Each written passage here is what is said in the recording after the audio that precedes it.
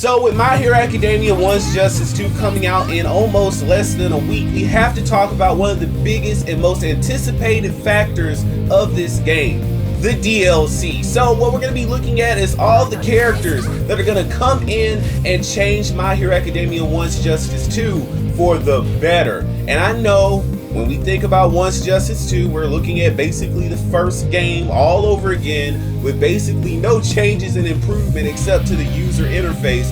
But let's be honest here. The DLC characters might actually change some things for the better. And that's what we're going to be discussing in today's video. But before we do, go ahead and hit that subscribe button, click the notification bell, enable all notifications for the alpha, omega, but never beta. And let's get right into it.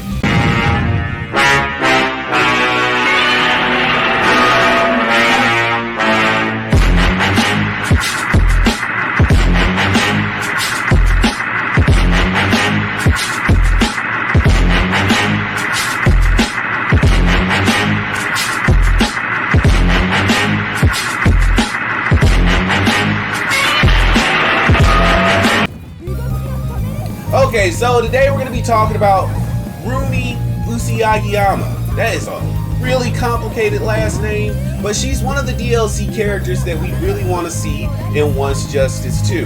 And the rabbit hero has already found a big place in the community and very popular with all anime fans from various backgrounds. Of course, this character was seen destroying multiple Nomu with ease. So she's already found a place of prominence, she already has a feat, and on top of it, she is a top 5. She's in the top 5 of pro heroes. So you have to feature her. She is a must. This character with her rabbit-like abilities, her rabbit quirk, she's a character that is a first ballot choice for DLC in this game. Amongst everyone else that you can choose, she's the one. She has to be the one that gets picked as DLC for One's Justice 2. But she is not the only one. The next character that we're going to discuss is a character that I feel as though should have been in a base game, and I feel like it's a grand injustice that this character was not featured. And of course, you know I'm talking about Midnight. Now, Midnight is a highly popular character. She's one of the teachers at UA. She's one of the top pros in the hero community, and she has a really interesting quirk. So instantly what I'm thinking to myself is, why was this character not featured in the base game? But more importantly, I have to say that this character needs to be featured as DLC. It's a travesty that she wasn't even in the first game. How do you get to Mr. Aizawa, but you don't feature Midnight? We've seen her quirk, we've seen her abilities, we've seen her ninja tools, we've seen her outfit. Why is this character not in One's Justice? Why is she not in One's Justice 2 already?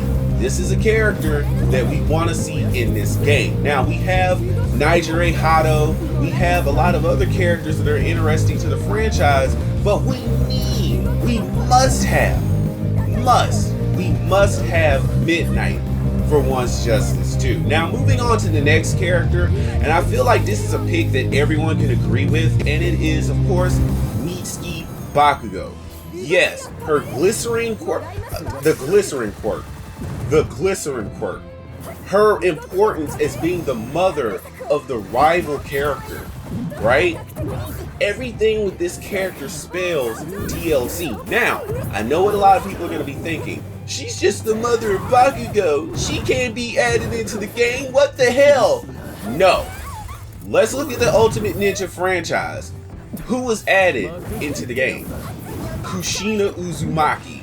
If Kushina Uzumaki can be added into the Storm series, god damn it, Mitsuki Bakugo can be added into One's Justice 2. Her moveset is superb. Her personality is king. She must be added into this game. Now, the next character, and perhaps the last one we're going to be discussing for this video, and I feel like this is a first ballot pick, and it should have been a character that was featured in the base game, I feel like, and would have been a mechanic changing character for the entire game. You know who I'm going to go with. We're talking about Mount Lady. Mount Lady has been a fan favorite character literally since the first episode of My Hero Academia. Why this character was not featured in the first game, I'll never know. Why this character is skipped over for the base game of One Justice 2, I'll never know. But this character is prominent, beloved, has an interesting quirk, and this gives the developers an opportunity to play around with the mechanics. Like, what are you going to do if you make a giant character? How are you going to play around with the fact that this is a giant character? You can look at the Storm series as an example. You can look at the Budokai Tenkaichi 3 games as an example where they had the Great 8 characters. You can have just a giant brick wall character with an interesting and powerful moveset. And this could just be an awakening technique. It doesn't have to be her technique for the entire match. This could just be a awakening or power-up mechanic that lasts for a certain amount of time. Again, you get a chance to be creative, and that's what some of these developers want. So again, as to why she's not in the game, I'll never know, but I feel like it's more than time. So let me know what you think in the comment section below. Of course, I've been your Alpha, Omega, but never Beta.